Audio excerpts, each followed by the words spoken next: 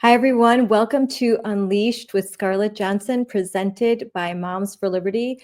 My guest today is a powerhouse for truth and courage.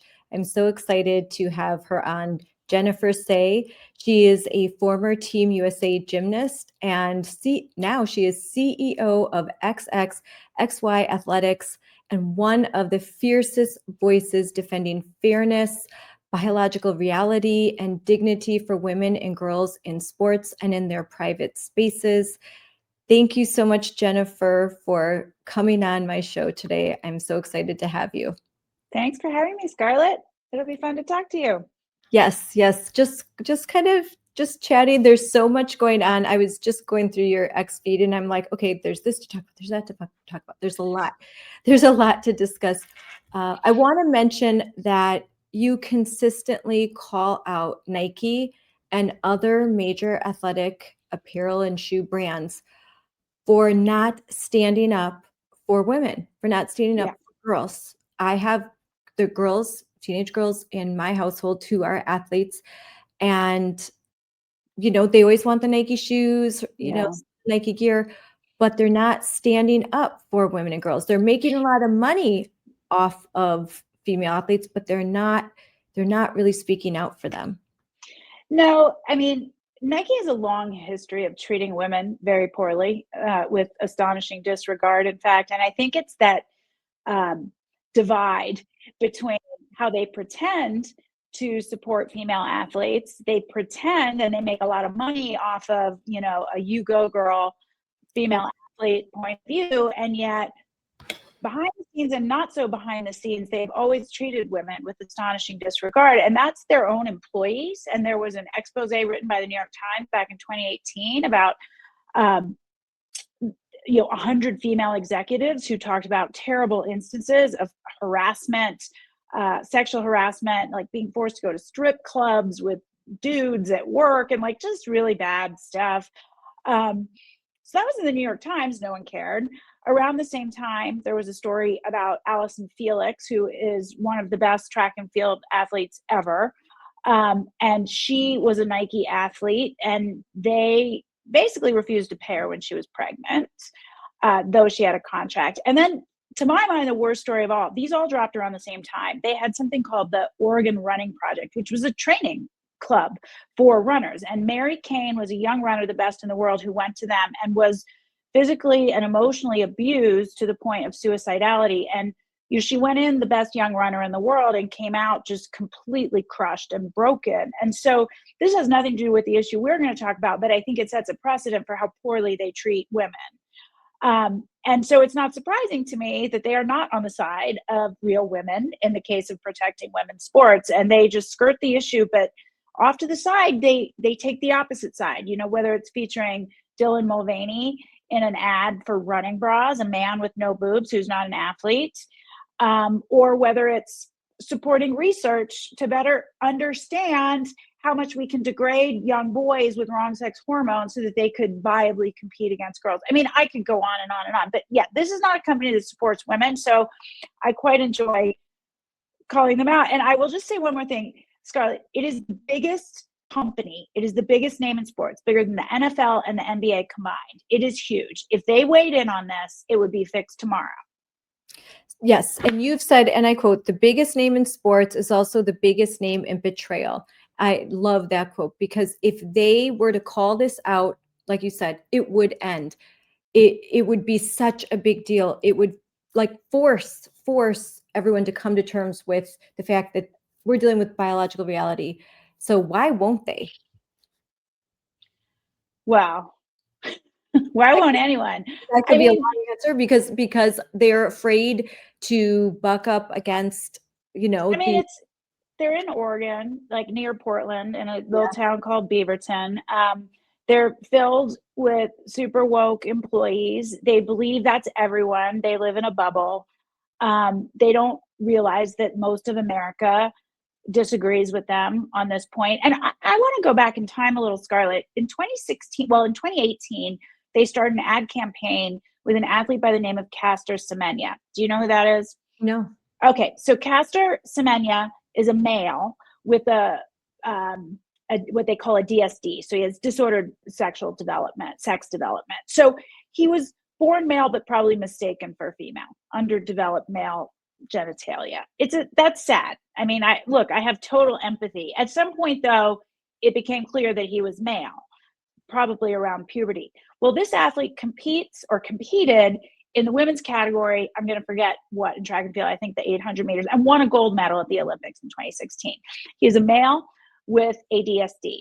They did not do sex testing. At a certain point though, his femaleness was called into question. There was some testing. He had abnormally high levels of testosterone that never appear in women, even with hormonal disorders. So, and now World Athletics has set a clear rule that you must be female to compete in women's sports. So Semenya is refusing to do the testing because he knows, blah, blah, blah. Anyway, Nike did a whole campaign starting in 2018 about Caster Semenya just being a different kind of woman and how we're all just bigots if we don't accept Caster. No, Caster's not trans.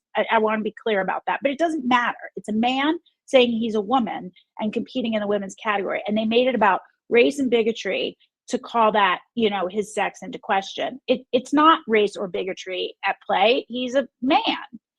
And there are biological advantages. You said the testosterone, that the biology makes it inherently unfair. That's all that you're saying, that there's biological reality that you can't ignore. Yeah, no, like I said, I have total empathy for a person who has a difference in sex development. I'm sure that's a very difficult thing to have to grow up with.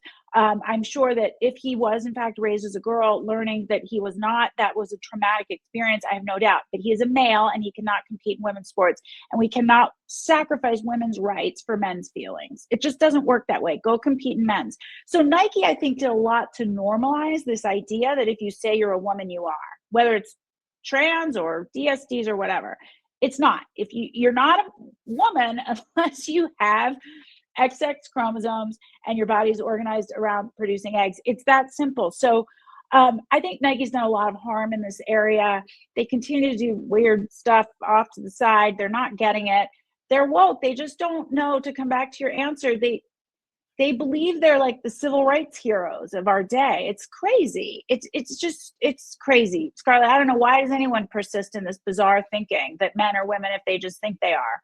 No, I don't know either. It's hard to understand, but you have developed XXXY. So, we can lament all day, but they're not changing their minds. So what can we do? Well, we can put our money into another product that does recognize biological reality. And so you're providing something different, high quality, really cute. I love your stuff. I love all the, and you keep expanding and growing. So why don't you talk about that? Your decision to, you're not just going to complain about it anymore. You're going to do something.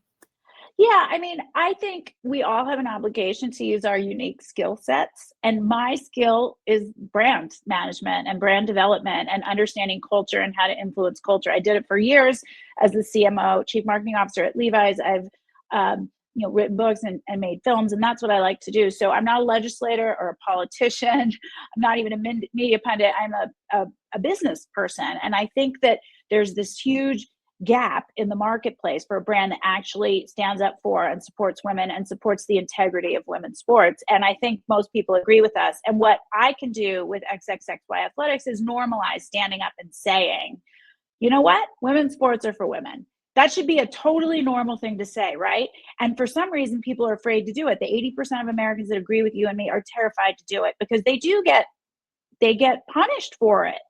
I mean, we can talk about Elizabeth Eddy in a second, but they do. But if I can make amazing product that performs with great content, it puts us in the mainstream a little bit. I think we play a unique role. And if I can wear this sweatshirt or the one you're showing on screen to my daughter's soccer game or to the gym, and someone else sees it and they go, oh, I can say that? Yeah. It's like you chip away and you just make it a little more normal every day to stand up and say a totally normal thing. I want to play one of your ads that I really like. Nike. Dear Nike. Dear Nike, why won't you stand up for me? Why won't you stand up for me? Why won't you?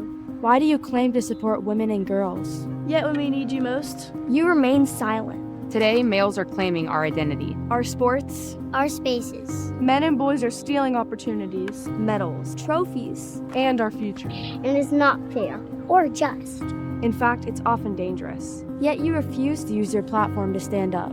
You say you're for social justice and progress. So why do you allow men's rights to come before ours? See, with a big platform, Comes an even bigger responsibility. you have a chance to do the right thing, not just do the easy thing. So we're asking you, Nike. So we're asking you, Nike, So we're asking you, Nike. as the biggest voice in all of sports, Will you stand up for me?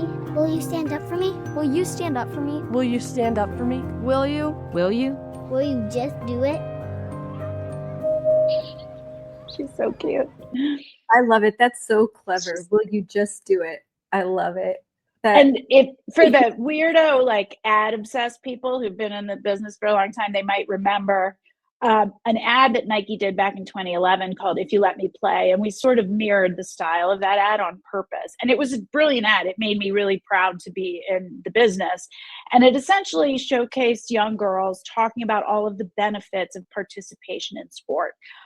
If you let me play, I'll be less depressed. I'll have better self-esteem. I'll be more likely to graduate from high school. All these things that are absolutely 1,000% true.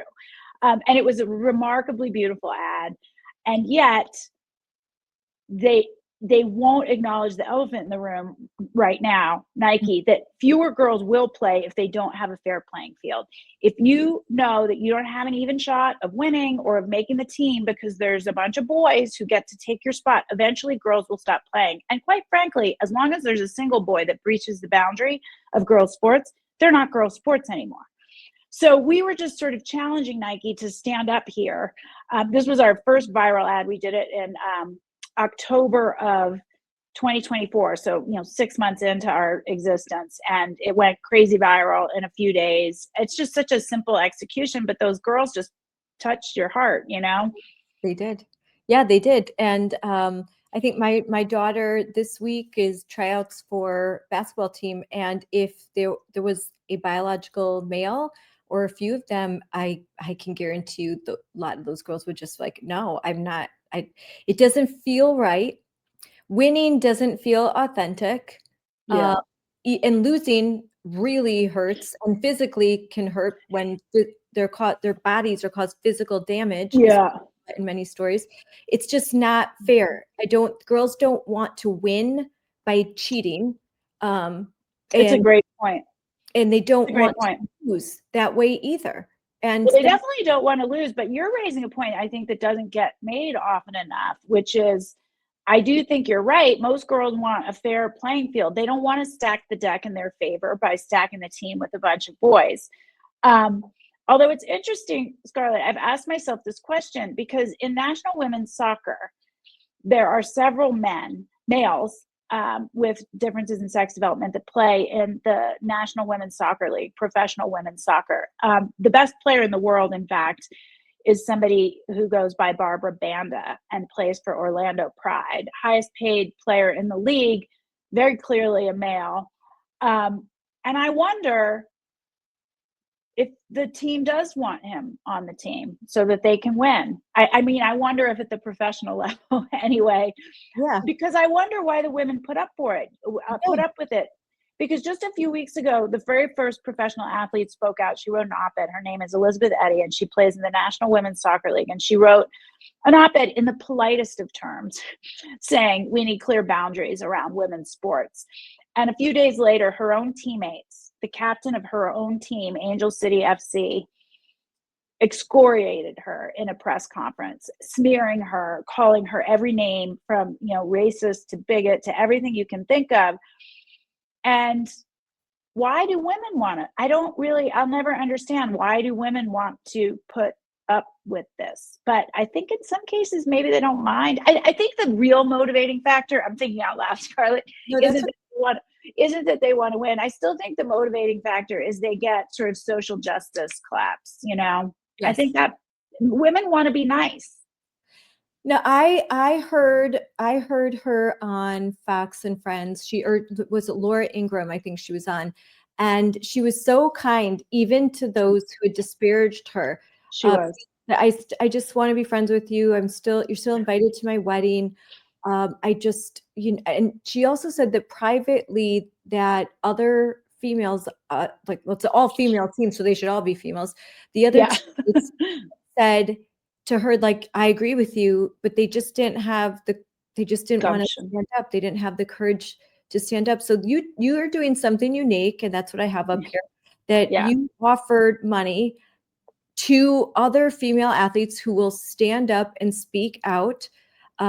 Because very likely she was going to lose any endorsements that she has. Like, they're going to Yeah. drop her. Yeah. And so Yeah. you'll And I don't, compensate I, for that. yeah, I mean, I don't know if Elizabeth has any. She's been in the league 11 years. She's not one of the top players. Doesn't matter. She's an amazing athlete. I wanted to, put the offer out there, and I did it from the brand. I don't have, Nike money. Nike's a $50 billion company, but a lot of these women don't have sponsorship deals. So I offered $10,000, and then a private person messaged me private saying he'd add 5,000 to it, and then Clay Travis said he would double it. So there's $30,000 on the table, which is a lot. The average salary in the National Women's Soccer League is about 48,000. So 30 is a really nice payday. And yeah, I mean, there's people who are critical because of me for making this offer, because they say, well, then that's just a mercenary act. No, not really. I want to take the sting out of monetary cancellation. If you can't get another sponsorship, I'll give you one. All these other companies pay way more money, and you don't consider that mercenary. So why shouldn't they be compensated for their courage and bravery? I've had a taker or two discussing it behind the scenes. I won't reveal any more than that now. That's awesome. So, like, encourage others to speak out.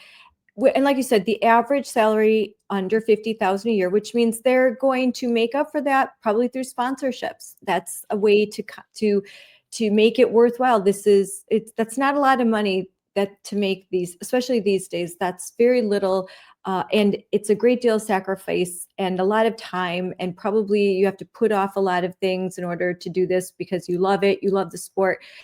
There are, to make 48,000 a year, it just is very little. So yeah, it's not that much. And yeah. they're in major cities like Los Angeles and Miami. I mean, it's tough to live on $48,000 in Los Angeles, I don't know how you would do it. I mean, you're living basically like you're in college still with roommates and all of that. So there is there could be financial pressure. Like, if I speak out, maybe I have a few small sponsorship deals and I'll lose them, and that's right. It will hurt me. But I think if they're in big cities, I would guess, because I've been doing this for a while, it is the pressure, the societal pressure, the pressure of what people will say to you on social media, that they will be mean to you, that you won't, that friends might drop you and unfollow you and cancel you. Like, that is still very real for these girls. Yes, the social ostracizing is a real risk. I would say it's not just a risk, it's an almost certainty. Look at what happened to Elizabeth Eddy. It's like what you just described times 100. Her teammates did a press conference to call her a racist. Who wants that?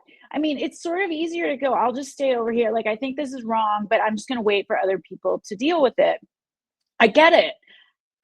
But you're a female athlete who has benefited from female only sports, and it just feels like pulling up the ladder behind you. It feels so wrong not to take a stand for this very simple thing. And I promise you, Scarlett, as we continue to make progress, and we will win in the end, because truth will out in the end, a lot of female athletes are going to join later when they feel that there's enough critical mass that it's safe, and they're going to pretend they were there all along. And that's fine. I will welcome them.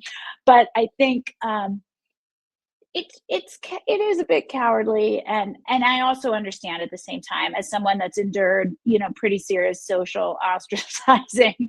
It's not fun. I mean, I don't know if I would have done it in my 20s. I did it in my 50s. And we have to say, like, you were an athlete, so you understand all of the time and commitment that you can put into your craft. And it's not, I don't want to be too flippant and say, well, you should just give it all up. I agree. Yeah, I mean, that Elizabeth talked about that on, I can't remember what show she was on, but she said you have to understand we train our whole lives. And Mhm. here's the thing, if the team ostracizes you, then the coach can. They just never give you any playing time. Maybe your contract is up with that team and you're a free agent and no one recruits you. It's like your career could literally end. And I will tell you, as a former female athlete, I think my sport was probably worse than some, but obedience is considered a real virtue in athletics.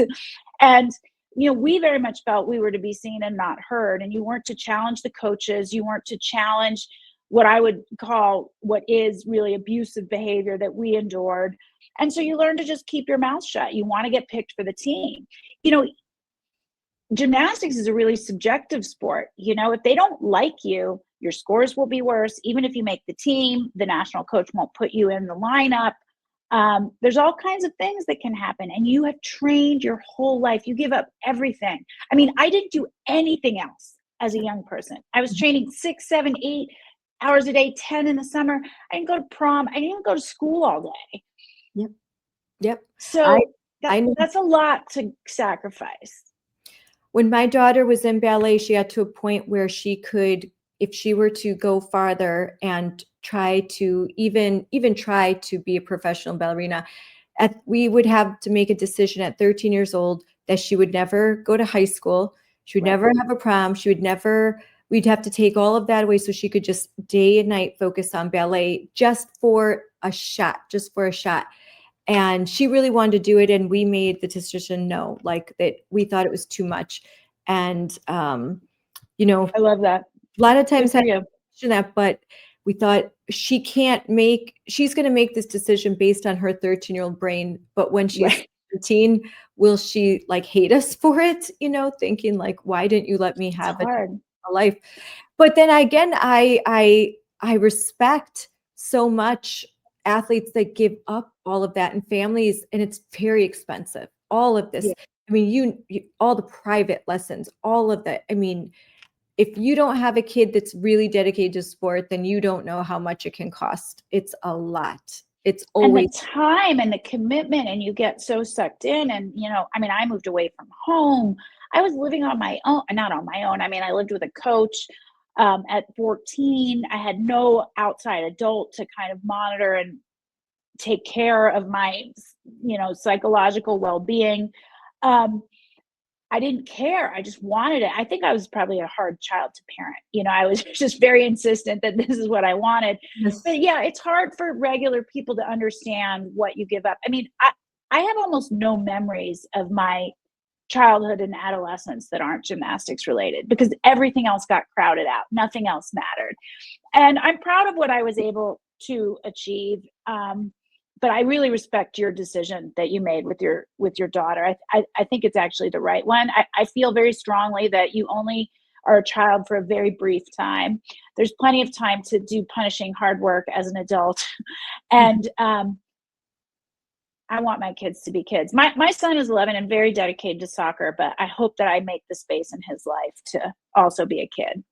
Yes, I think that, I mean, parents, if you have your kid in any league sport, like, because I think if you're older, you may not understand that your kids just don't join high school sports. Like they need to be, No. I mean, my daughter has been playing basketball since she was in preschool, and it never stops. As soon as one league's over, she has to do another one, AAU, all this, and another Yeah.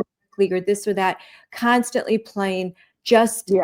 to make the varsity team in high school because everyone's doing it, and in private coaching, it's all of that. And I've similar experience when one of my other daughters was in ballet. Son was in tennis. It's A just lot. very intense. And my son was in soccer up until high school. And yeah, it's really intense. And it's a big sacrifice early. And I loved my kids being involved in sports, but it's boy, like It's a lot. It's a lot. huge commitment. And when you have multiple children, I mean, it's crazy.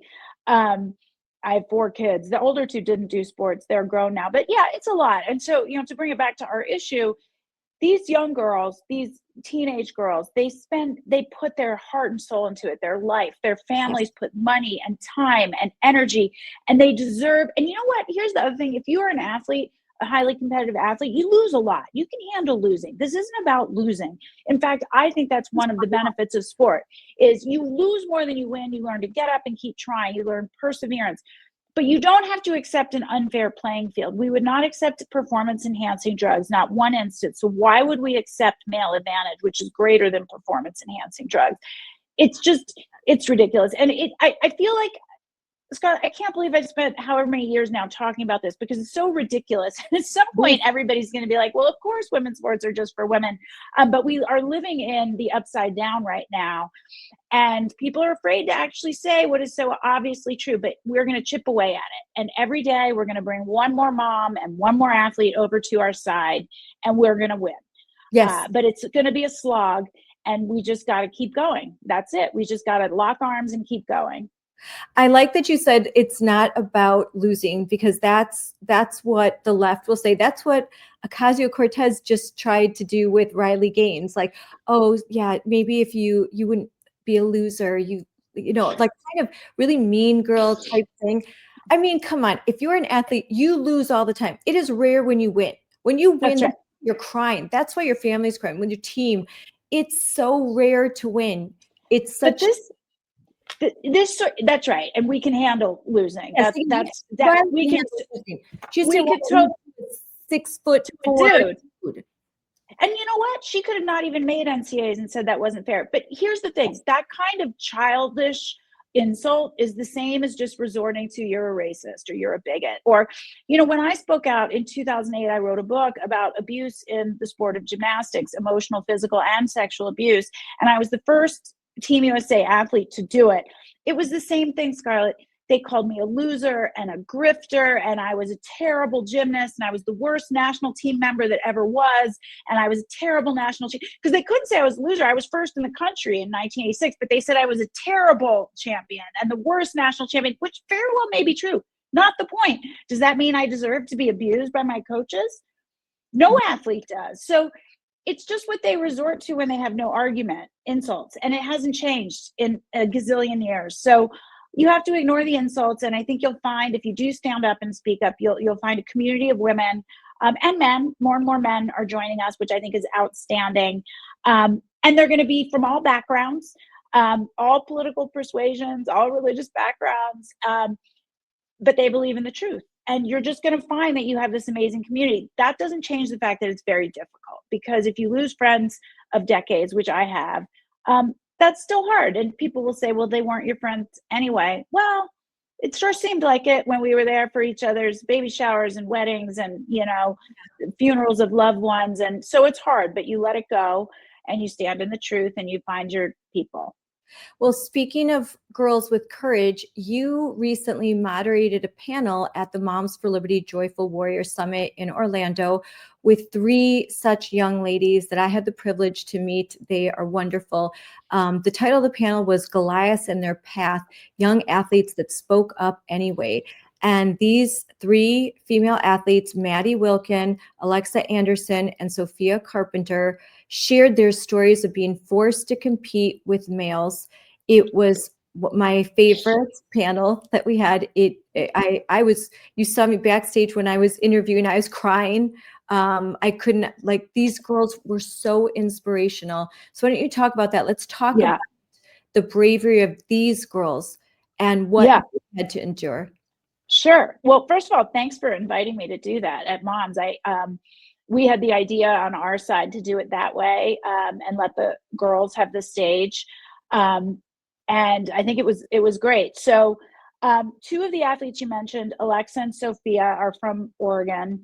And they famously, well, there was another one. They've all sort of stood down from competing or from accepting and standing on the podium with a male athlete who won at the state track championships. And now they're suing the Department of Ed in Oregon for doing this. And then Maddie is somebody I know locally here in Colorado who's been very outspoken, spoken at school board meetings. She had to wrestle a male athlete a few years ago. And I just am so inspired by the courage of these young women. They're teenagers.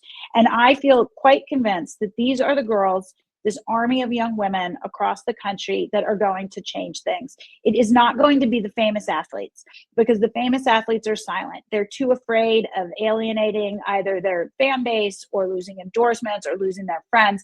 But these young girls, they're going to be the change makers. And we heard from them directly, and they're just so courageous, and they know in their hearts what is right, and they're willing to do it.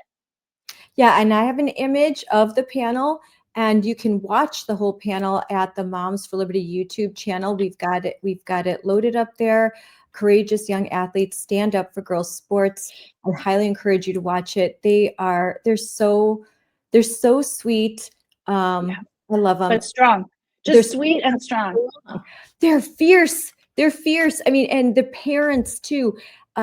We've got to acknowledge that the parents of these girls, I commend them, because they get a lot of heat. Like they also, I mean, they have to stand by their daughters, and a lot of parents will, and I know this because I have a lot of parents come to me and say, oh, here's a story, but we don't want to go, we're not going to go public. We're not going to attach our name to it. Me too.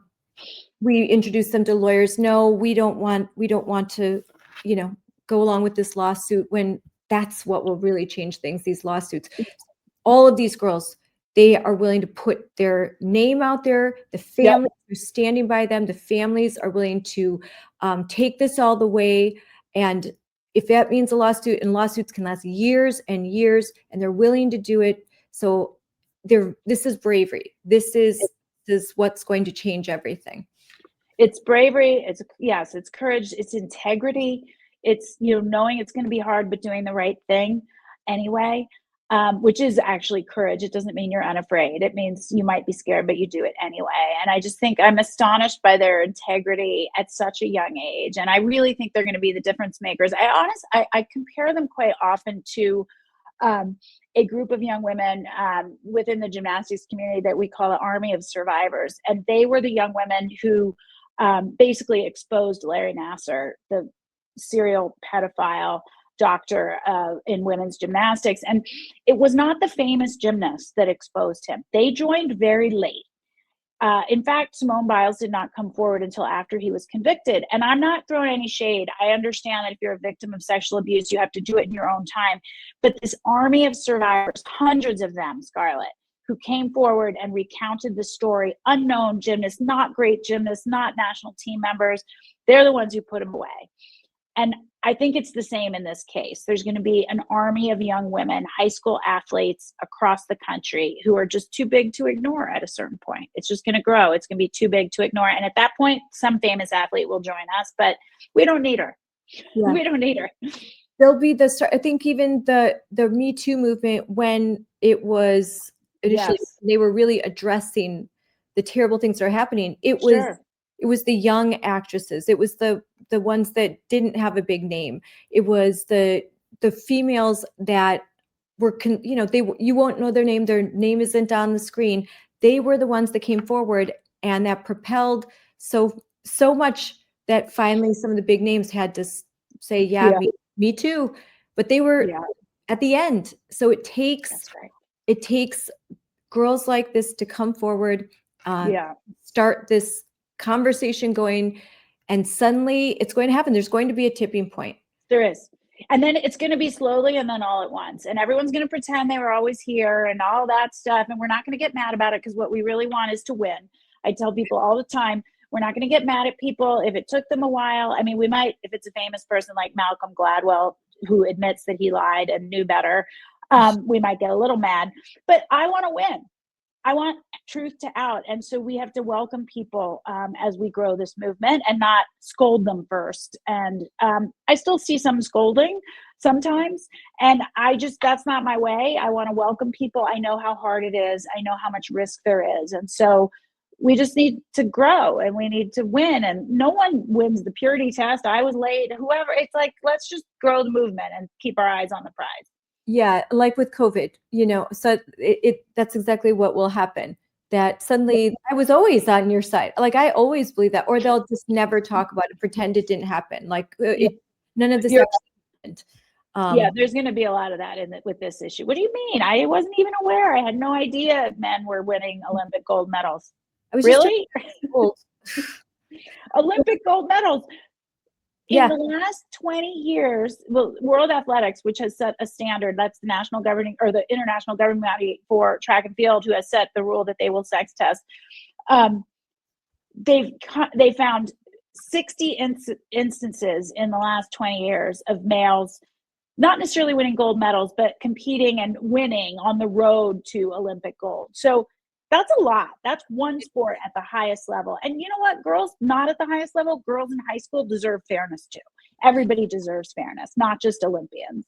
That's a statistic I used the last time I testified in Madison at the State House, because they were saying this never happens. I was like, as a matter of fact, I've submitted before you a list of the 60 where it's happened. And like, well, that's not. I'm like, even one is too many. One is too many. Yeah. This is what we have recorded, and I'm sure there's more. I'm sure there's.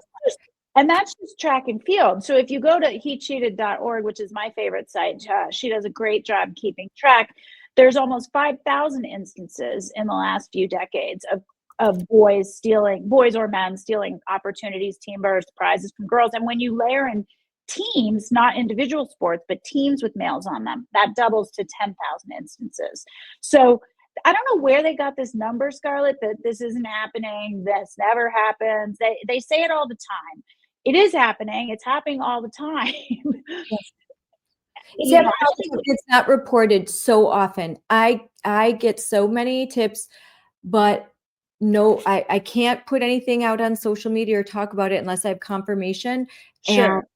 And then that's where we'll say, this is a great resource. Put me on the record. Don't put me on the record. So, but here, hecheated.org. So yeah, it's a great resource. And if you go to, well, all the tabs are great, but they keep, I don't even know who does it. It's anonymous, but it's a labor of love.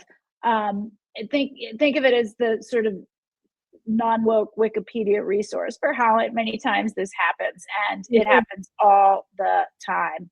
Yep. This website is dedicated to archiving the achievements of female athletes who are displaced by males in women's sporting events. And you can see right here the number of medals, competitions, female athletes, sports, and then it's all detailed. Look right through here. And this is actually what I used. And so if you're watching this and you're about to go testify in your state house, they're bringing up a bill about fairness in women and girls sports. Go to this website, shewon.org, and you can submit this in your testimony and talk about it, because they're going to try and say the thing that never happens, and you can say, yes, it does. Here's the proof. Yeah. And the numbers on, I don't know the discrepancy on He Cheated, which is a separate site, are even higher, and include, it's fully international. Maybe that's the difference. But the numbers are giant. And I think right now we really have, one of the lines that gets repeated is Charlie Baker, who runs the NCAA, has said in his, I think, congressional testimony, that there are only 10, there are fewer than 10 trans-identified male athletes in the NCAA, which is, one, we don't know that, and two, I think it's a lie. I think there are many athletes with disordered sex development, as which I described earlier, and he's like made that number up entirely. Like, yep. What? It's false. I mean, I can name 10 without even thinking about it, literally. And you know what hurts is because when parents like me go to testify and we're trying to advocate for legislation to protect girls' sports, they all the Democrats cite him. That's right. They cite him. That's right. And it's a totally made up number. It's not true. And who cares if it's only 10? Would we say, well, there's only 10 athletes using performance enhancing drugs. Why don't we just let them? Yeah. Yeah. Then I'm like, even if it was one, it's still worth doing. I've had to say that over and over. If it's one girl that's getting abused, if it's one girl that's right, is terrified to use the women's locker room. That's right. But it's so much worse than that. There's Wisconsin horror stories I can tell you, but Before that, we'll talk about some of the good news, and that is another piece of good news is you were just at the Fox Nation Patriot Awards, where two young girls were honored, and so tell us about that. Well, so this is cool. One was Alexa, who was at the Moms for Liberty on the panel, and the other was Reese, also from Oregon, and they were the two girls that at the high school state track championship chose to step down from the podium and not share the podium with a male athlete who won. So they were both honored at the Fox Patriot Awards for their courage, essentially. And so, yeah, it was really cool to be there to see them get the award. I was so proud of both of them. They're just so poised and they have so much integrity, and it was just really cool to see them get rewarded on a national stage for their courage for doing something that I'm sure was very scary and very difficult in their own community. Very scary. If you have teenage girls, you know that standing up it's just it's a very scary thing. You know, it's hard to be different when you're a teenager in high school and then to have the whole world see. But it's also now these girls are Teflon. These girls have proven that they have more courage of conviction and than most adults. Yeah. And they're special now. They're unique. They're going to change the world because now they have a superpower. The world has thrown everything at them and they are still standing. So now, and that's what I told them, like, you have a superpower now. That's the other end of this. That's why I am so glad I stood out. I'm sure you are so glad. All the hard times, it's all worth it because at the end you get this superpower where you don't care what people think anymore. And that's a gift. It is a real gift. It took me a long time to get there. I started in a real hole as a gymnast where there was this forced obedience. And yeah, it took me a long time to get there. I certainly don't think I could have done what they have done at such a young age. I had to work my way there, and it's really hard. And I think you're right. They have great parents. They do have supportive friends. I feel proud that I was able to kind of scoop them up and welcome them into our XXXY Athletics community. You know, we have over 200 athletes. They're part of that athlete community now, 200 athletes that we work with. So I think, and I hope they felt supported from the beginning, even if it felt really scary. But it's cool. I want to play this clip of you at the event. Oh God. I am in Long Island, New York, about to go into the Fox Nation Patriot Awards and see our athletes, Alexa Anderson and Reese Eckert, win a Patriot Award. So many girls who deserve this award for their courage. Girls like my friends Sophia and Maddie, who took a stand with me at that first track meet back in Oregon. But they're going to win because they stood down and refused to take to the podium to stand up for women's sports. It's really going to be super neat to see them accept this award. And to all the girls who are currently fighting for fairness, just know nothing will happen if you do nothing. We need to fight to protect the future of women's sports. I am in. Oh my gosh, that is amazing. Amazing. I love it. Nothing. Yeah, it was neat. If you do nothing. Mic drop. There you go. Nothing will happen if you do nothing. And I think it should be said, Jennifer, that I think that the work that you've done and the groundwork you've laid and the programs that you've provided have made it possible for them to stand up, like that there is a community, that they don't have to feel alone. And I can only hope that some of the work that we've done at Moms for Liberty has contributed to that as well, that we've tried to make this space as adults where they are safe and they can come out and be strong. I think so. I mean, I think we have a different role to play as a brand. And if you see just one person in the stands with the t-shirt on, you can go, oh, those are my people. There are people here that agree with me. I feel safer.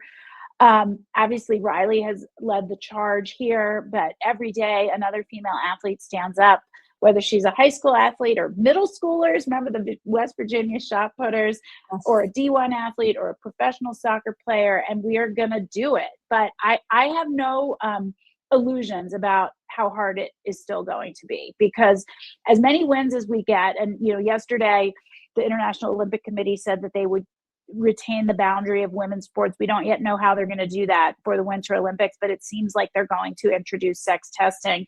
That's a huge win. Most governing bodies say they follow the IOC. So that's a big win. And yet on the other side of that, you have Elizabeth Eddy speaking up and getting completely smeared by her own teammates. So we're in it right now, and it's going to be a slog, but we will get there because the truth will win. Yes, and talking about Riley Gaines, she was just recently a keynote speaker at an event in Illinois. I was in Chicago, and she's there with her family. And for her to travel anywhere, she has to be surrounded, her and her family, by armed guards at all times. Yeah.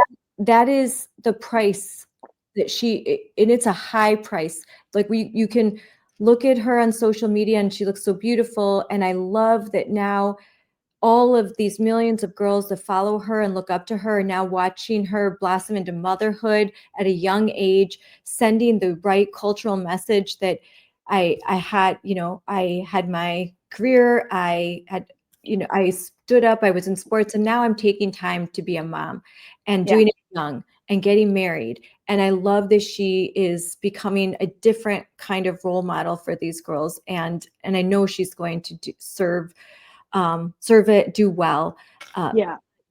There is a price to be paid when you see the way that she has to travel. It's so sick and disgusting to me. I'm absolutely disgusted that a young woman with her baby has to be surrounded by armed security guards at all times just to travel. It's really gross. Yeah, and my understanding is that she started doing that after the event at San Francisco State University a couple of years ago, where she was attacked. Essentially, she was physically attacked. She was hit in the face. She had to lock herself in a room. There were insane people demanding that she pay ransom to be let go, and the police did nothing. So, my understanding is since then she travels always with security, as she should. I mean, look, Charlie Kirk. Yeah, exactly. I mean, obviously he had full-time security and it wasn't enough, which is horrible. We have terrible, terrible threats into our business. Look, we all get silly ones that we know not to take seriously. But when they describe the way that they're going to kill you, that becomes an issue for law enforcement. When they go beyond, I wish you would die. I get that all the time. And I'm no one compared to, Riley and all the people that get these terrible threats, but it's crazy out there. If they feel like you're making a difference, it really threatens their worldview.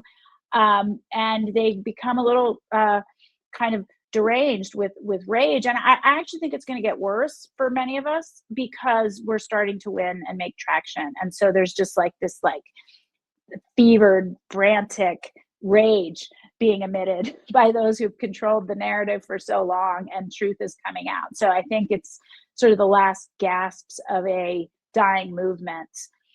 And the truth is coming out, isn't it? When the first transgender representative is now facing 45 years in prison for pornography, possession of pornography. I'm going to look that up.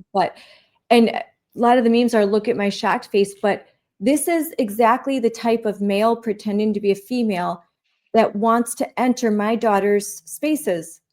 Well, let's talk about Tish Hyman. Are you following that story? Yes, I am. I did want to talk about that. Let's talk about it. Yeah. In LA, Tish is a Black lesbian rapper, musician, Grammy nominated, so very accomplished musician. A few videos from her went viral in the last 2 weeks. She lives in Los Angeles. She was in Gold's Gym, or whoever owns Gold's now. I can't remember the name of it.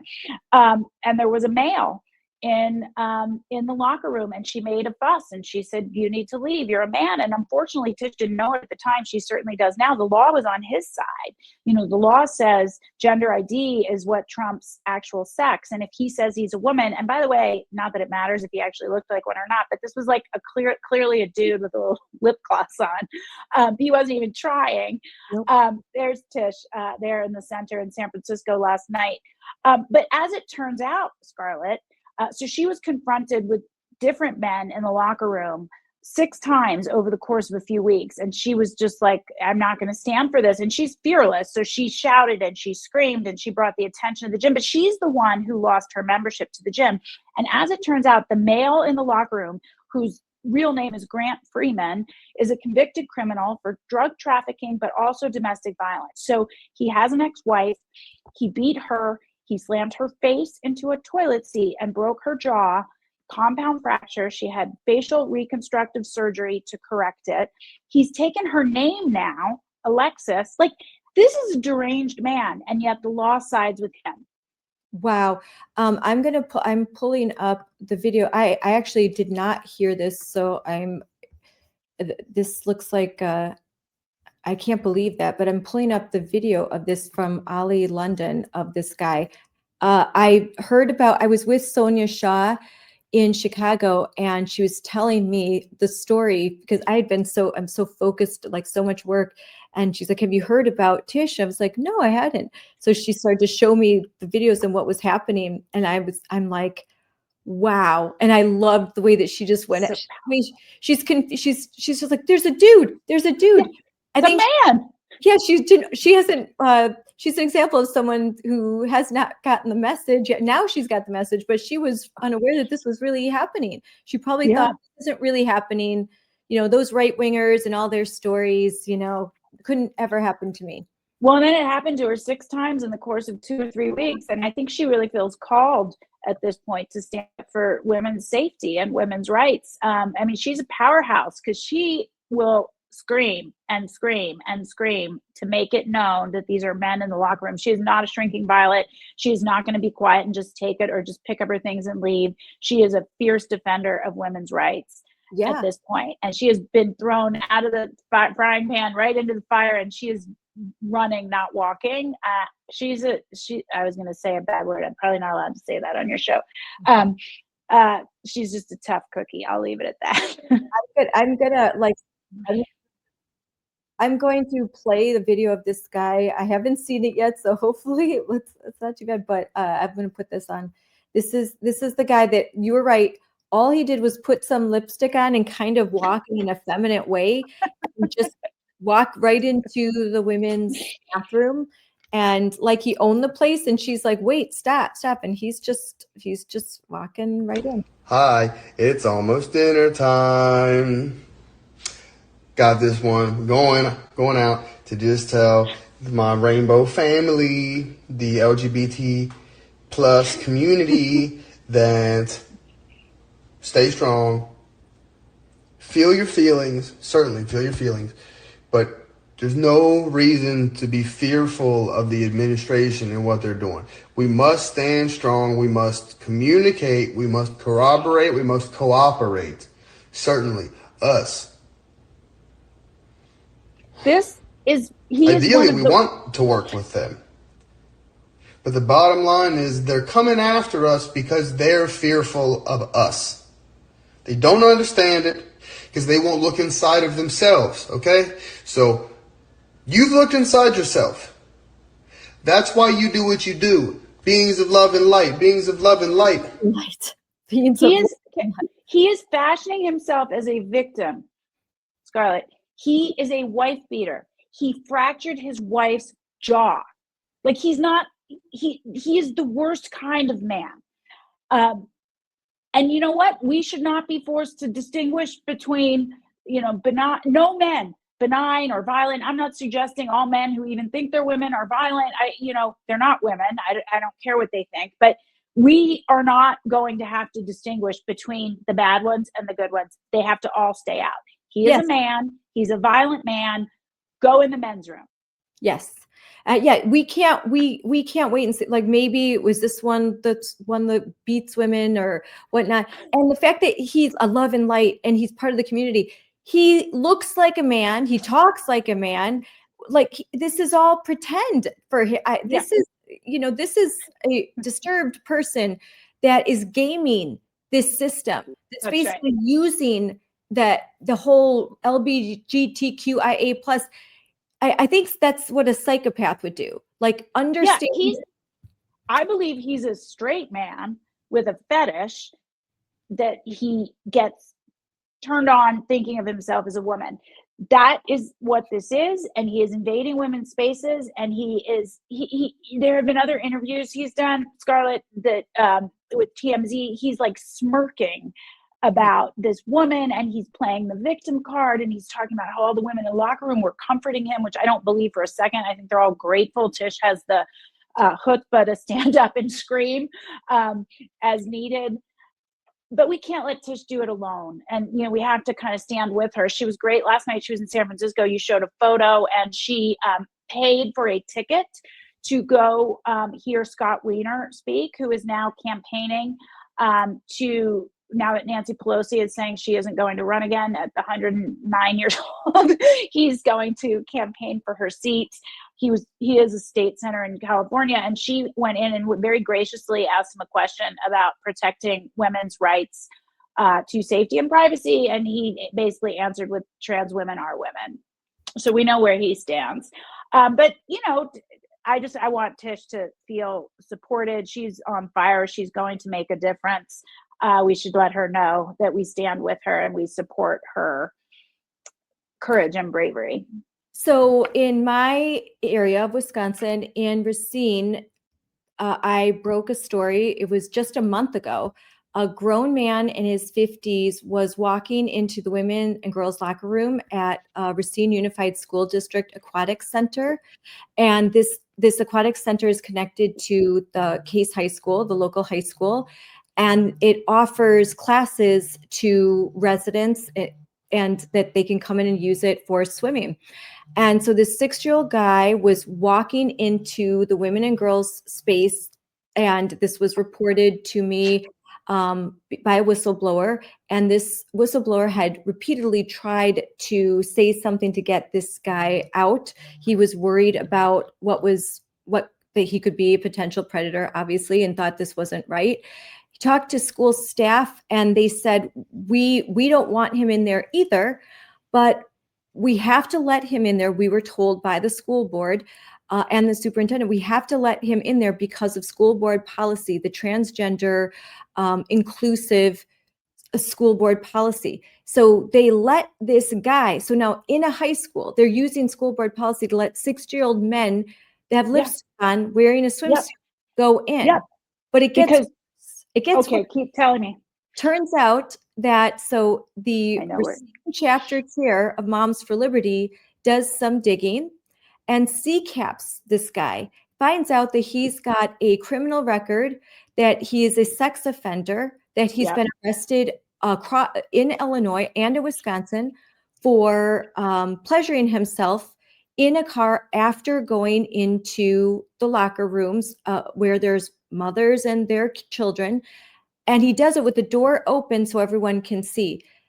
The Racine DA said, if you see this man around children, call the police immediately because it is in violation of his parole. Right. But he figured out a get out of jail free card by just saying he's a woman.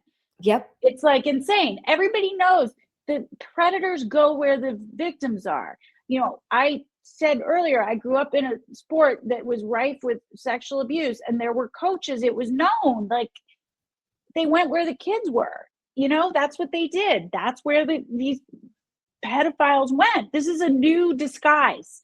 You just say you're a woman, you put on a little lipstick, and all of a sudden you're a victim class and you can go wherever you want. I mean, what happened to the Me Too ladies? Just 7 years ago, if a man looked at you funny at the water cooler, he could have a career ruined, which was not right either. Let me be clear. But I think at the beginning of Me Too, which was about actual sexual violence, that was good. It jumped the shark at certain points, but at a certain point, but you had men being just dragged and lost their reputations and careers for a funny look at a woman. And now you have actual predators throwing on, a women's bathing suit and going into the women's locker room, and they are protected somehow. And the law protects them. That is the thing. I can't speak to the law where you live, but in California, where I used to live, the law says if you say you're a woman, you are. And so that guy, Grant Freeman, gets to actually go in the locker room, and Tish loses her membership to the gym. That's the way the law is written right now. And the problem is that there are elected leaders and people that are supposed to protect us that are too afraid of the LGBTQIA plus activists to do anything until it's so bad that they have to. So the things that would, the signals, the things that would normally say, oh, we better look into this, they will sweep under the rug until something terrible has to happen. So someone actually has to get hurt for them to finally investigate, for them to finally do their job, where normally in any other situation, there would be tips and they'd be acted upon immediately. But now if they say, oh, I think I'm a woman, well, then everyone's like, oh, I don't want to touch that. I don't want to get sued. I don't want to get canceled. I don't want activists to surround my workplace and chant. I don't want them to find out where I live. I don't want the nasty emails. So I'm just going to, la, la, la, la. I pretend it's not. I mean, terrible things have happened. There are men who say they're women who are in women's prisons across California, and there have been rapes. There have been women who've been raped and impregnated. Terrible, terrible things are happening. I don't know what it's going to take for this fever to break, but I will tell you, it will take more Tishes and more Alexas and more, we just have to build it. I don't know how else to do it. You build a movement one person at a time. And Tish is a really valuable and courageous addition. And it's interesting. She posted video of last night's event with Scott Wiener. They're completely taken aback because she declares herself. She uses their language. She's like, I'm a Black lesbian. I'm not anti-gay. I'm not homophobic. And they're all just like, what do we do now? Like, we can't tell her to stop talking. And yet, at the end of the day, he had no real answer for her, other than trans women are women, which they're not, they're men. So Tish is a fighter. She's going to keep going, and she's going to bring more people along, because people that follow her and like her music, who don't know who you and I are, they're going to lean in and they're going to take note. She has a whole different cohort of people that follow her as a musician, and she speaks so authentically. And so that's what we need to do. We just need to bring one at a time people that resonate with different audiences, that speak truth, that use their own voice. And I like I said, we will win, but I have no illusions about the path ahead of us and how difficult it is going to be. And Tish gives permission for people to say something. My neighbor in the suburb who thinks what I'm saying, what you're saying, agrees with it, but thinks, oh, I don't want to be called a racist. I don't want to be called homophobic. Well, when Tish says something, now she can say, see, I'm not a racist or homo. I'm not. I stand with Tish. I stand with Tish. And that's what's important. Gays Against Groomers. I work with Jamie Mitchell all the time. She lives in Wisconsin, and Sasha. Oh. Their group is amazing because they're so helpful. They will support us at school board meetings. They always come with us to testify, and they are so much more bold than, I think I'm bold until I'm with Gays Against Groomers. They are like fierce because they're like, you can't call me a bigot. They don't they don't want to be lumped in with the T. I think there's a lot of L's and G's and B's who are now going, how did I get lumped in with these people who are violating women's rights? Like, I just want to be left alone and have my life. I just want to be standing over here and just be like a normal person, normal member of society. And you guys are messing that up for me because you're invading women's spaces and harassing women and stealing their trophies, and you're not living in reality. So, I think there's Gays Against Groomers, and there's LGBT Alliance, and there's all these groups that are burgeoning.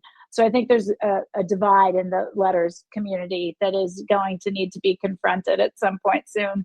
And they have children that they don't want to be indoctrinated. They're like, I will have these conversations with my kids. I don't need your help. You don't need to represent me. You're not doing it well. So that they can say that now. Like, and I appreciate Jamie Reed is amazing. She came amazing to testify, and she has children, and she's got her story, and she's like, I will, my wife and I, we will take care of our kids. We don't need your help. We don't need you to come in and do this in our name. And so it's appreciated. And I think now I'm going to really be looking into Tish, like what she's saying. It's that same kind of message. And I know we've been talking for over an hour. Feels like I haven't even got to everything.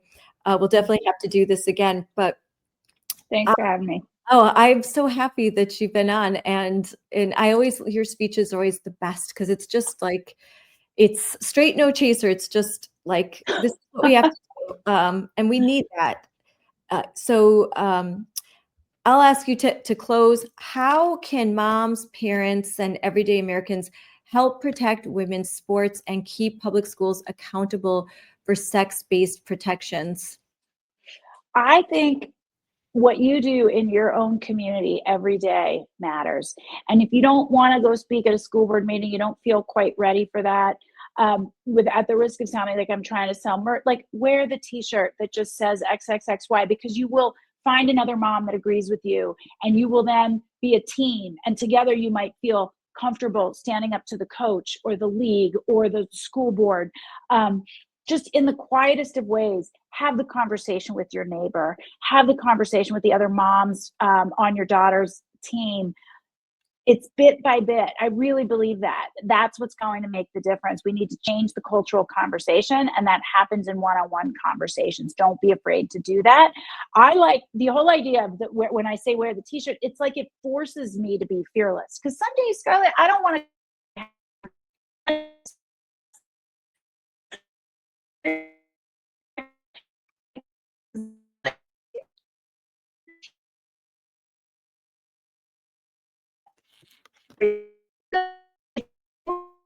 to make your views known all the time, because they don't get to tell us to be quiet.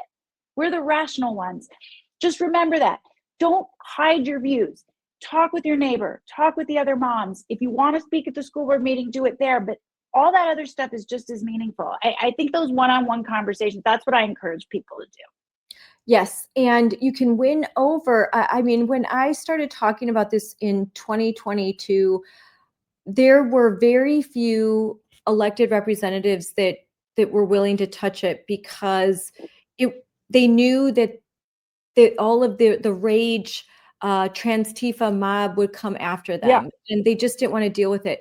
But when we started to come up and show up, and we would come to the Capitol, and we would come to their events, and we would show support, and we would give them the knowledge and talk to them, have conversations, give them the materials, and they would see what's happening. They got fired up, and now they're willing to do the hard thing and bring that legislation up, even if it won't get passed.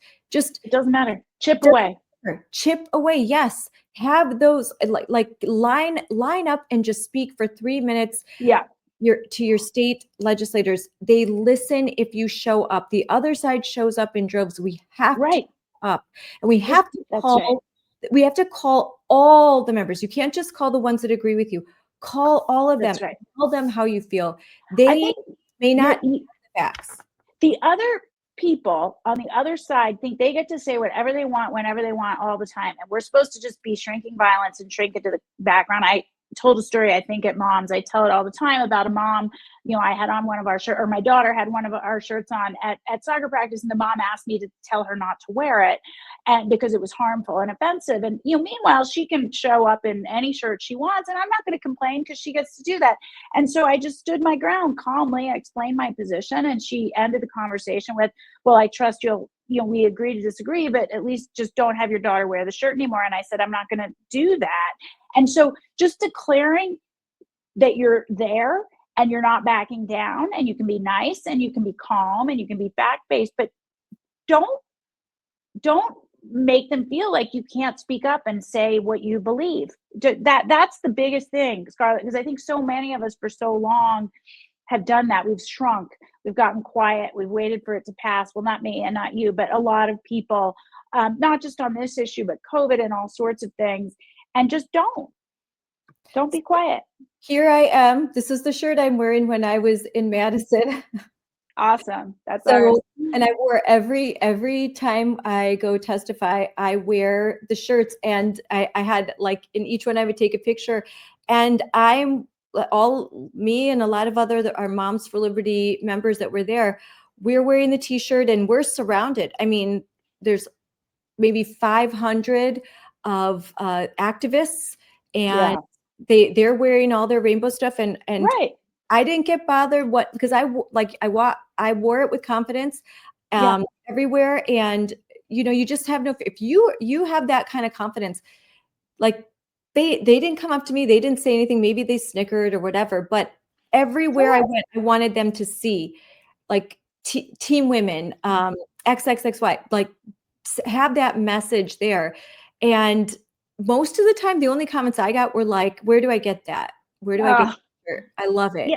You can't allow yourself to be steamrolled and silenced. Our view is not only valid, it's correct. And we've been made to feel that we can't say it for fear of being called a bigot or whatever. And just don't do it anymore. We have every right to say the things that we believe, which are the truth. I think that's the biggest thing, is just don't shrink into the background. Don't do it. I'm going to be attending many varsity basketball games, and I told my husband I'm wearing a XXY every single time, and walking around everywhere just wearing it. And my daughter's used to it by now, so she's okay. To be honest, her friends, she just was telling me yesterday, her friends are like, your mom is so based. Like, I love it. That's so cool. That's the ultimate compliment. Yeah, like we're the rebels. I mean, I'm kind of proud of it. And I think when you're proud of it, your kids can be proud of it. Like we are sticking it to the man. Like literally punk rockers. We're literally the punk rockers. To the man who's pretending to be a woman. Like I will not back down on this. There are many issues where I'm like, oh, be nice. But on this, it's like, I like, wouldn't you use the pronouns or be nice? I was like, no, I'm not going to be nice. I'm not going to intentionally be mean, but I am not going to lie. And I'm not. But it's not nice. It isn't nice either. It's not nice to girls. Why don't we care about girls like that? At the end of the day, that's the thing, is they say be nice. Why? You're not being nice to girls. You're stealing their opportunities, and you're telling them to be quiet and not express their point of view. I'm here to shine a light on the girls. It isn't nice to tell a lie.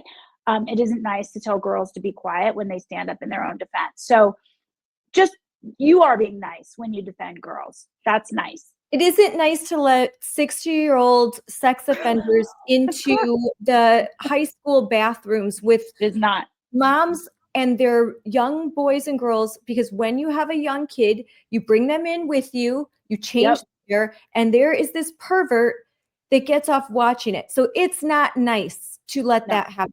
And I'm not going to let it happen on my watch. So there. Not nice. I'm with you, girl. All right. Well, Jennifer, thank you so much for coming on. This was the best conversation. I'm so happy to know you, and I'm so happy for all that you do. And I'm so grateful you're going to come to Wisconsin to our legislative day. And so you can see this all in action. I love it. Yep. We've got a great group in Wisconsin, and we are trying to we have legislation in waiting. It's in Senate. It was passed by our assembly, and we need to give senators courage to bring that bill to the floor and vote on it. So that's terrific. what I stand with you. All right. Thanks, Jennifer. Have a great day. Bye. Thanks for having me. What a great conversation with Jennifer Sey. She is showing America that courage is the new cool, and that protecting sports is what's necessary for us to win. And we will win this ideological battle. We're going to win this culture war because truth will out, and biological reality cannot be denied forever. Protecting women and girls' sports is not hateful. It's honorable. It's the honorable thing to do. Allowing men into sex-separated female spaces is not nice. It's not nice at all. It's not nice to invade women's private spaces and expose them to potential predators. It's not nice to let 60-year-old sex offenders into your bathrooms just because his feelings might get hurt. I don't care about his feelings. I don't care about the feelings of any man who puts on lipstick and pretends to be a woman and wants to invade my space for the space of my daughters. I don't care. It is my job to exclude predators and sex offenders away from my children. And if I don't do that, I'm not doing my job. And that certainly would not be nice to my kids. Riley Gaines and Sia Leahy are in hot water over their transphobic comments. And I just gotta say, who cares if biological males play in women's sports? Just be inclusive. Could not agree more. This is just a bunch of fear-mongering from right-wing bigots.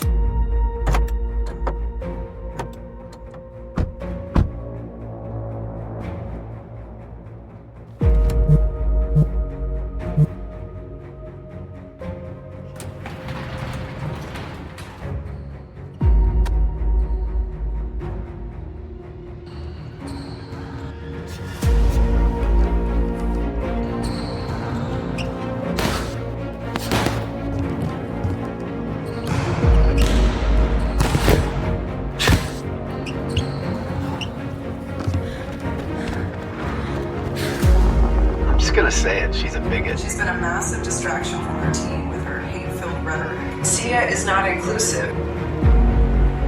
And males invading women's sports isn't even a problem, as far as I'm concerned.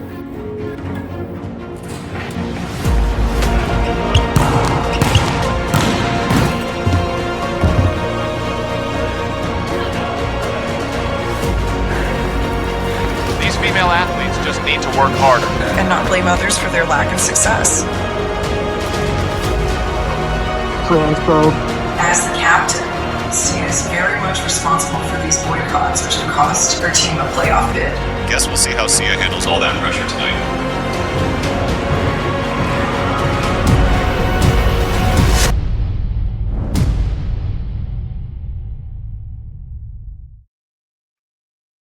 Real girls do rock, don't they? I love that ad. I love it. Great job. Well, it is nearly Christmas. For me, November 1st starts Christmas and Hallmark movies. So what a great gift idea. XXXY gear for your wife, your daughter, your mom, niece, someone that you care about in your life.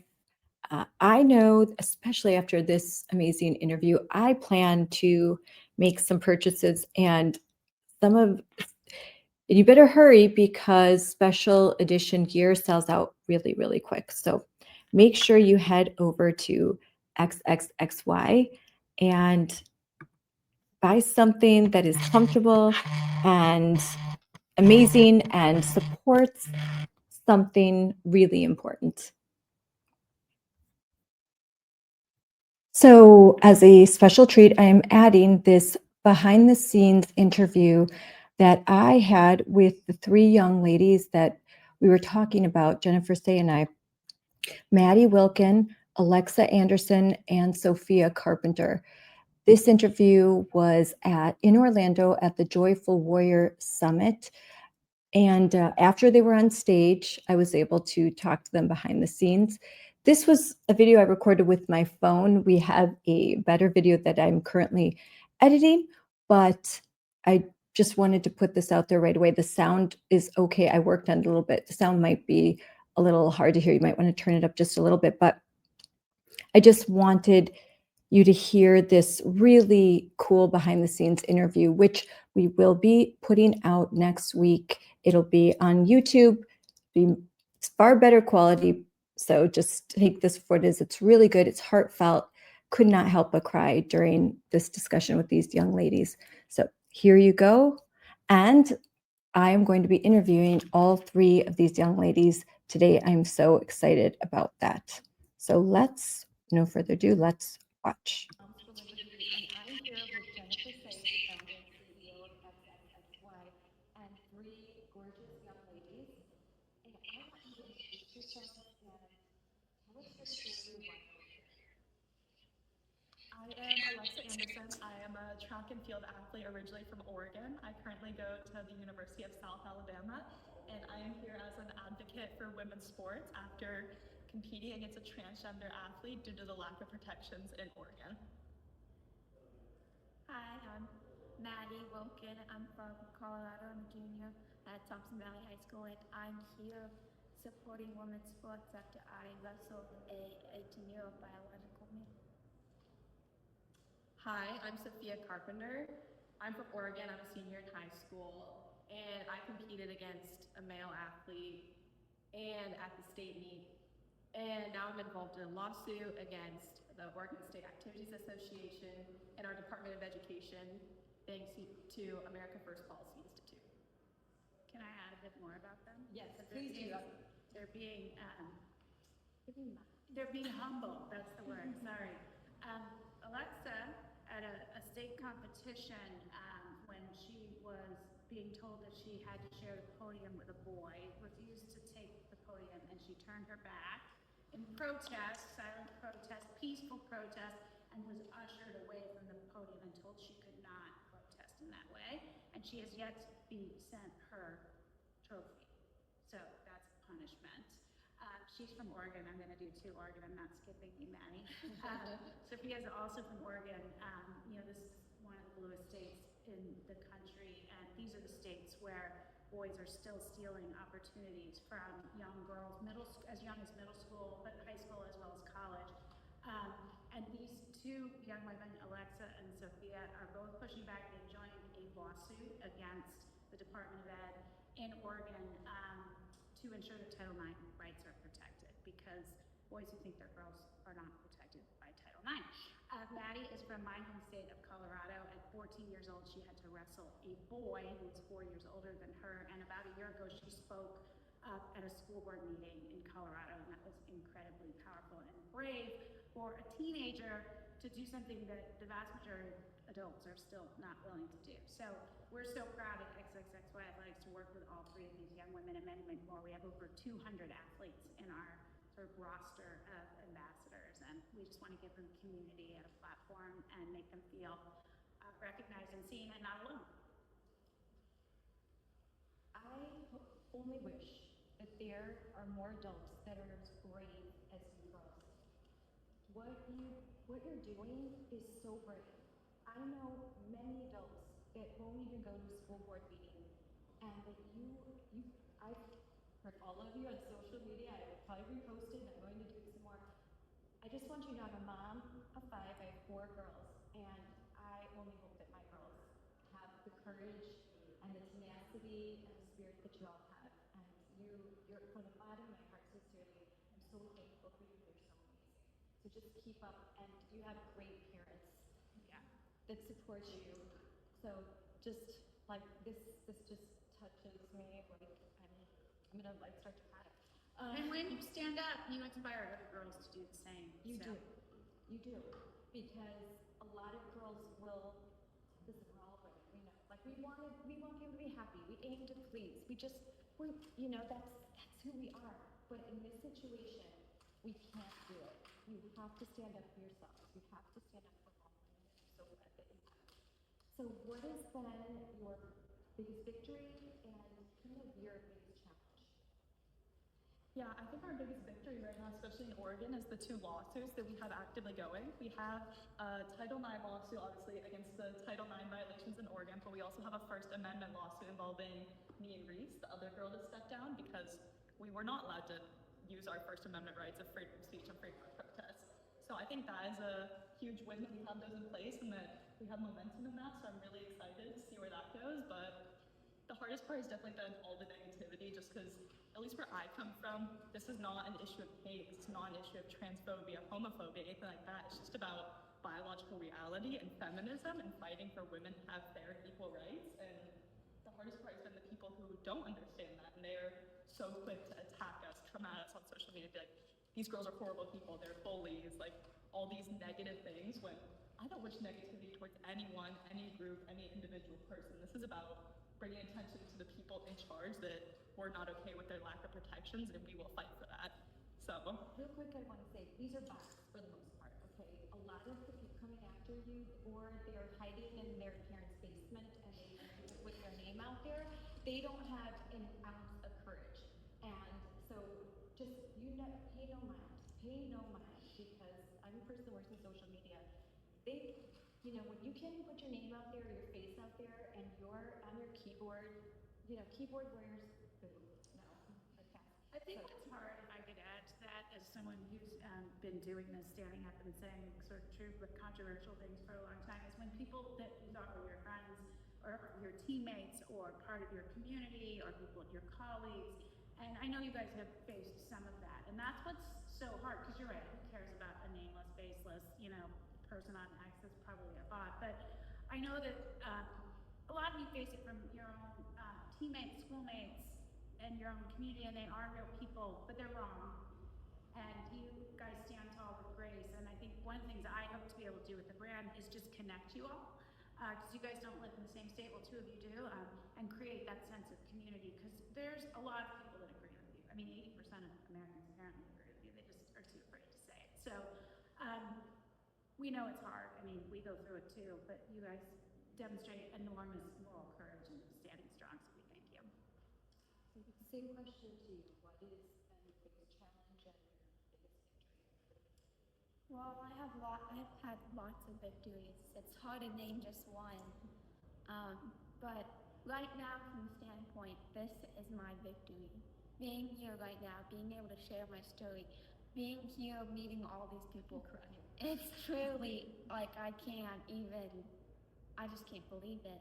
It is truly just amazing. This is my victory right here. And as a challenge, in myself, I got diagnosed with a disorder. And so not only having to go through just fighting for women's rights, I've also been made fun of for my neurological disorder, and it's been hard to stand up and just act like nothing's even happening, and just turn a blind eye to all the people I've known. That has been my biggest struggle. But with God, with my family, with all the prayers that I've ever received, I've been able to overcome it, and it's just really, this is my victory. For me, I think it's cool, all the connections that I've made now. Being able to meet Riley Gaines, that was the coolest thing ever. Like, I read her book and I was excited, and then I got to see her speak at Portland State. That was even more exciting. And then meeting people like Jennifer Sey. My mom came into the hotel room this morning and she was like, oh yeah, we're gonna go meet Jennifer casually. Like, okay. I would echo what Alexa was saying about how it's hard when you receive that negative feedback for what you're doing. I think not even online as much, but just the silence, kind of that Jennifer was talking about. At the state track meet, on the day when Alexa stepped off the podium, and it was a very hard day. You could feel it in the atmosphere, just the tension. And even people who do agree that it's wrong, saying, I don't want to wear your t-shirt. I was offering people like, hey, I didn't make it on the podium. Do you want to wear my shirt at least? And the other girls were turning me down and saying, no, I don't want to take a stand. And it was just disappointing for me to see that, my peers. And so it just makes me even more grateful for these people here. So you found your people. I'm old enough to remember when being a feminist meant that you stood up and you fought for women and girls, and not for men pretending to be women and girls. So thank you for standing up. And in my personal experience, especially with mass COVID, when I first stood up, just like when Jennifer first stood up, we were pretty alone. And 2 years later, everyone was pretending like they were always with us. So you're right. You're right. And eventually, everyone is going to have to publicly acknowledge that and say that. But you were the ones that stood up. Now you are forever changed. You're heroes. You're heroes now. And now you're going to conquer the world, and you're going to do such great things. And I'm so, so proud of you. And I know that Moms for Life, we're so proud of you.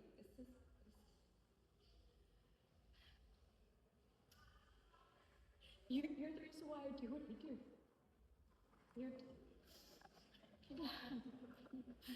I want to just emphasize what she said. You guys are going to be the difference makers here. As I said during our interview, adults write me every day and they say, I love your brand, I love the shirts, I love all of it, I love what you stand for, I'm too afraid. And I tell them stories about girls like you all. Because you guys have more courage in your little tiny finger than the vast majority of adults. So I think you're going to be the difference makers. It's going to be a long, hard fight. It's not, I don't even think it's going to be as fast as the MASH. ask thing. As I mentioned during our interview, I first spoke out about coaching abuse in gymnastics in 2008, and my coach was just banned 17 years later.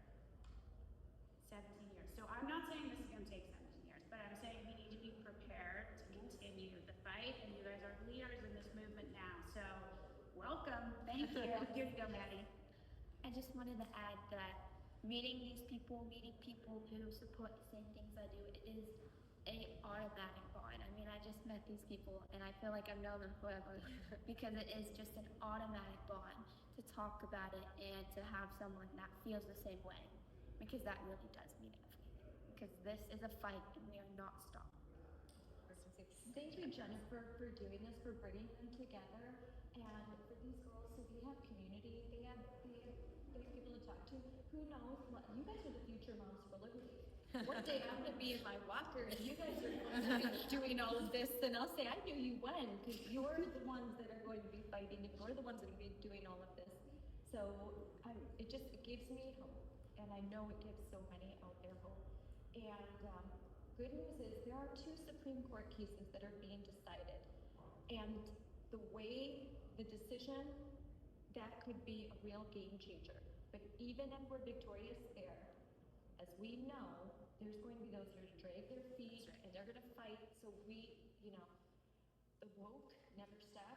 Evil doesn't stop. It doesn't take a day off. So good can't either. So thank you, girls. And since Riley's a friend of mine too, I think we should do like a shout out to her. And then we could post this, and I know she'll respond. She's taking care of her adorable little baby girl. So what do you guys want to say to Riley? Let's just all tell her thank you, that we love her. I'm sure you can just say thank you, Riley. Thank you, we love you. Sure. 1, 2, 3. Thank you, Riley. And hi, Margot. Oh, yes. Hi, Margot. And I love that name. I love that name, Margot. All right, girls. Thanks, Thank you so much. Thank you. It's amazing. I'm going to talk to you a little bit. Okay. Give me a hug. Yeah. You say thanks, guys. Oh my gosh, I'm trying to let you cry. Thank you. And if one thing, you girls need to be testifying before Congress. Have you done this yet? Oh, no. Because they need to, these congressmen and senators, they need to hear from you guys. Yeah. When I go testify, there was a where are the girls? Where are the girls? Oh, I could get you hundreds. Let's do it about the U.S. senators. If they say, I listen to them, they say, oh, it's just a few. No. It's just a few. No, that's like, Well, they say it because Charlie Baker said there's less than 10 in the NCAA. First of all, it isn't true. And second of all, club sports, high school sports. Yeah. I mean, it's 60 and 100. So that was the interview. We go back and we talk again because I started talking to the parents and their legal representation with America First Legal, and we had some more, but that's a teaser. And then we will have this up on YouTube in a better format. You'll be able to hear it. It'll be more clear, but that's just a teaser. If you want to hear the girls, and I'm going to share the screen, in the panel from the Moms for Liberty Joyful Warriors Summit, check this out right here. Hold on, there we go. So you can just go to the Moms for Liberty YouTube channel, and I'll give you that. It's real easy. At Moms _4 Liberty, and you can watch the full panel there. It is amazing. These girls are amazing, and I will be talking to them more. And if you would like to learn more about Jennifer Sey, also on the Moms for Liberty YouTube channel is Jennifer Sey with CEO and co-founder of Moms for Liberty, Tina Deskovich, in her podcast and episode, The Fire of Liberty Show, where Tina has a really in-depth conversation with Jennifer that dives into Jennifer's background. She tells her full story, her story as a gymnast, what happened to her, what she's overcome. Then she also, like she said, she had a very high position with the Levi's Corporation and what she sacrificed for truth during COVID. So if you want to hear the full story, go to the Moms for Liberty YouTube channel at Moms for Liberty, the Fire of Liberty Show podcast with Tina Deskovich. Click on this. It's a great story. It's probably the most in-depth interview that I've listened to with my hero, Jennifer Sey. So thanks everyone for tuning in. I think that's a wrap for now. I've got a bunch more interviews to do with some amazing people, and I look forward to talking to you again real soon. Again, thanks for tuning in, and just keep an eye out on social media. We're trying to air consistently on Thursdays, but actually there's so much material that I am live streaming these podcasts at all different date times during the day. I'm trying to stick to the nighttime format, but we are going to be a little bit irregular for a little while as we find our footing. And we'll also be doing some spaces, some X spaces, lots of cool things. We're going to try out a whole bunch of different strategies to talk to you, talk to our members, talk to a broader audience. So it's very exciting stuff. All right, everyone. Have a great day. God bless. Bye.